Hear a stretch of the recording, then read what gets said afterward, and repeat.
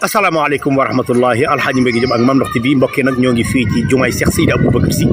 mbokk yi nag yéen ñi nga xamante ni yéen a nekk Europe mbaa ngeen nekk Amérique mbaa ngeen nekk Asie mbaa ngeen nekk dans le monde entier ñu leen di wan li nga xamante ni mooy julli jumaa gi ñuy def fii ci jumaay Cheikh Seydi Aboubacar Sy tabarakallahu taalibi Seydi El Hadji Malick yi julli ci yàlla yëpp ñëw tabarakallahu ñëw nag ñu fas yéene def li nga xamante ni mooy ndigalu Serigne Babacar Sy Mouhamadoul Mansour na mu ko waxe woon tabarakallahu wax ni bépp taalibi Seydi El Hadji Malick bépp jullit bu nekk ci dëkk bi boo bëggee julli jumaa na nga ñëw fi nga xamante ni tabarakallahu mooy jumaay Seydi Aboubacar Sy tabarakallahu julli ci yàlla yëpp respecté ko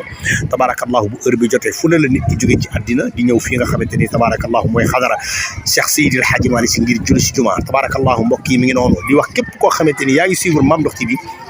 ñu ngi lay ñaan ci barke Cheikh Ahmed Tidiane Chérif ci barke Seydina Mouhamad ci barke Cheikh Seydi El Hadji Malick nga abonné ci compte YouTube bi ndax loolu kat dina tax Mame Ndokh TV gën a am doole mbokk yi mi ngi noonu alxaaji bi dem ak Mame Ndokh TV noonu lañ koy defee incha allahu rabbi tey nag àjjuma ji lii la ñu commencé bu soobee yàlla yonent bi incha allahu rabbi bu ñu jullee ba pare incha allahu rabbi bu sëriñ bi day génn dinañ leen ko kon fii ci kër Cheikh Seydi El Hadji Malick ci jumaay Cheikh Seydi Aboubacar Sy mbokk yi mu ngi noonu alxaaji bi dem ak Mame Ndokh TV incha allahu rabbi ci kanam tuuti dinañ dugg wan leen li nga xamante ni mooy pèlerin yi nga xamante ni dañuy jóge Ndakaaru ñii jóge Saint-Louis ñii jóge Louga